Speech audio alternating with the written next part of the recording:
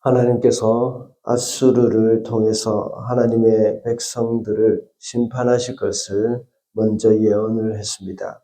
그리고 메시아가 통치하실 때 모든 것을 이제 회복하실 것을 약속하셨습니다. 메시아가 통치하실 때는 공의가 임하고 참된 평화가 온다고 했습니다. 그리고 메시아가 통치할 때는 회복이 있다고 했습니다. 오늘 본문에서는 이러한 메시아의 통치로 인하여서 하나님의 백성들은 그 하나님의 구원을 기뻐하며 찬양할 것이라고 기록하고 있습니다. 그 찬양은 구원받은 하나님의 백성의 찬양이라고 했습니다. 이것은 나를 구원하신 하나님께 감사하는 것입니다. 또한 구원하신 하나님의 이름을 만민에게 선포하며 하나님께 영광 돌리는 삶을 살아야 한다는 내용을 담고 있습니다.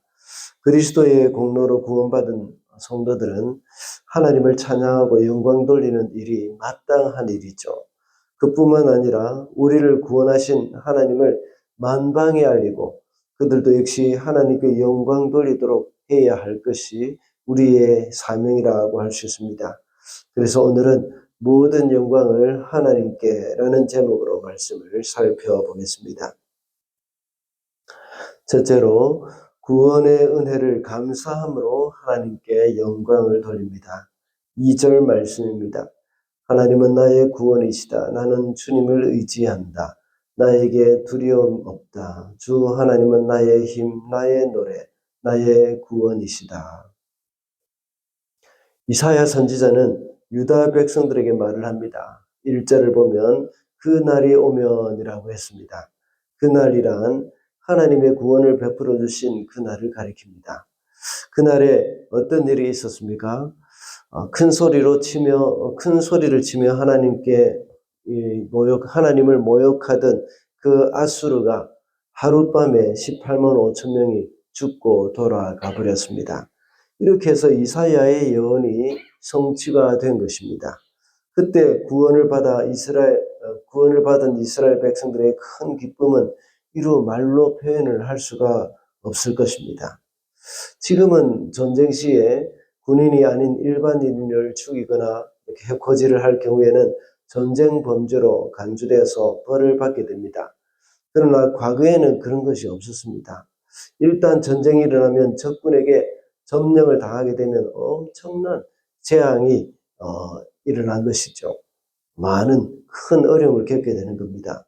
선량한 시민들도 종으로 붙들려가서 앞날을 보장받을 수 없는 처지가 되고 마는 것입니다. 유다 백성들은 예루살렘이 점령당하기 직전에 하나님의 도우심으로 구원을 얻게 되었습니다. 그러니 그 기쁨이 얼마나 크겠습니까?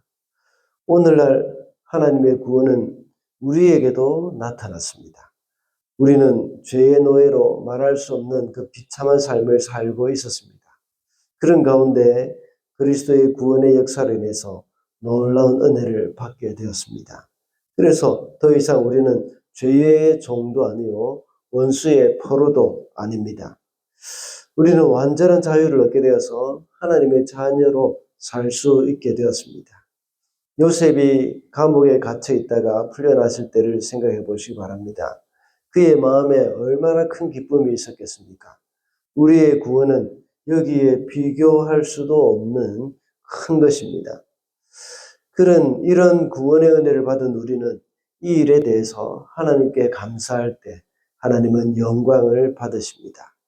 우리는 구원받은 백성으로서 살아가다 보면 어느새 구원의 감격, 구원의 기쁨을 가마득하게 잊어버릴 때가 있습니다. 그럴 때마다 조용히 묵상하면서 내가 받은 구원을 다시 되새겨보면서 감사하는 시간을 가져야 합니다. 그렇게 할 때에 하나님은 영광을 받으시게 될 것입니다. 둘째로 구원의 은혜를 만민에게 알리며 하나님께 영광을 돌립니다. 4절 말씀입니다. 그날이 오면 너희는 또 이렇게 찬송할 것이다. 주님께 감사하여라. 그의 이름을 불러라. 그가 하신 일을 만민에게 알리며 그의 높은 이름을 선포하여라. 앞서 첫 번째 대지에서 내가 받은 구원, 이것을 감격하면서 하나님께 감사드릴 때에 하나님은 영광을 받으신다고 했습니다. 이번에는 우리를 구원하신 하나님을 만민에게 알릴 때에 하나님은 영광을 받으신다 하는 사실입니다. 이것이 신앙의 고백이기도 합니다. 신앙 고백은 내가 하나님께 하는 것이기도 하지만 세상 사람들에게 내가 믿는 바를 이야기하는 것도 역시 신앙 고백이기도 하고 또 간증이기도 하죠. 이 신앙 고백은 하나님과 사람에게 하는 것입니다. 유다 백성들이 구원받은 것을 기뻐하면서 다른 사람들에게 말을 함으로써 하나님을 높이는 것이 되고 하나님께 영광이 되는 것입니다.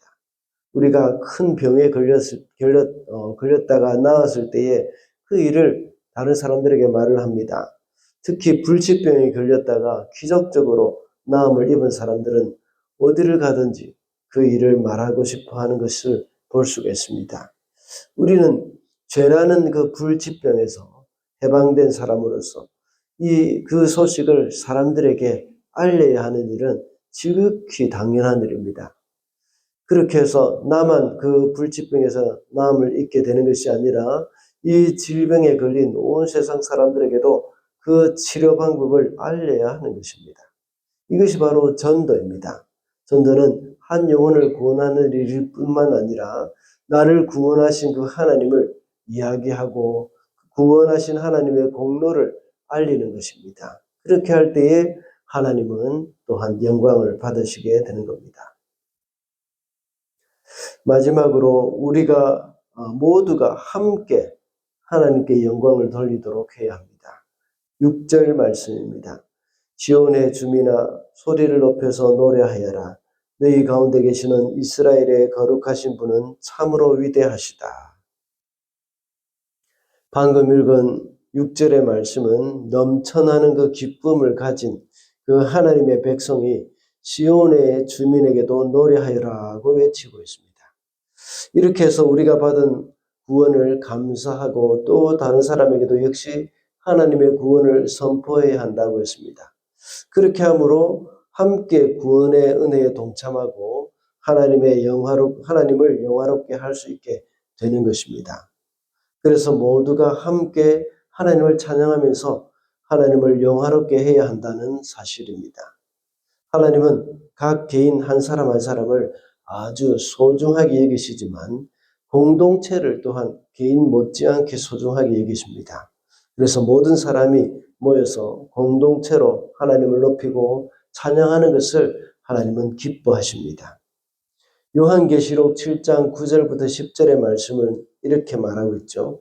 이 일 후에 내가 보니 각 나라와 족속과 백성과 방언에서 아무도 능히 셀 수 없는 큰 무리가 나와 흰옷을 입고 손에 종려가지를 들고 보좌 앞과 어린 양 앞에 서서 큰 소리로 외쳐 이르되 구원하심이 보좌에 앉으신 우리 하나님과 어린 양에게 있도다 라고 했습니다.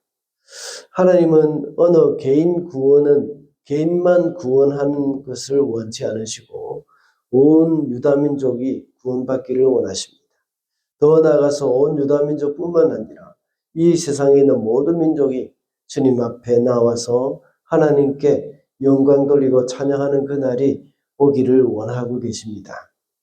그들이 각기 다른 피부를 가진 사람들이 각기 다른 문화와 또 각각 다른 언어를 가진 사람을 가지고 그런 다른 언어를 가지고 하나님을 찬양하는 것이 바로 하나님의 비전입니다.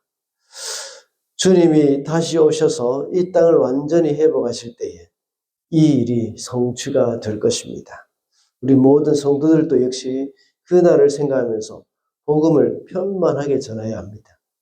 대한민국 사람들뿐만 아니라 이 땅 뉴질랜드에 있는 모든 나라 백성들이 주님께 돌아와서 하나님을 예배하고 영광 돌리는 일이 올 수 있도록 하는 것이 또한 우리의 비전이 되어야 하겠습니다. 말씀을 맺겠습니다. 오늘은 모든 영광을 하나님께라는 제목으로 말씀을 살펴봤습니다. 우리가 받은 구원의 은혜에 감사할 때에 하나님이 영광을 받으신다고 했습니다. 그리고 구원의 은혜를 만민에게 알릴 때 또한 하나님이 영광을 받으십니다. 그리고 그뿐만 아니라 모든 사람이 함께 하나님께 영광을 돌리도록 해야 한다고 했습니다. 오늘 하루도 살아가면서 우리가 받은 구원의 기쁨을 회복하고 다른 사람에게 이 구원을 알리며 주님을 증거하며 살아가는 저와 여러분이 되시기를 바랍니다.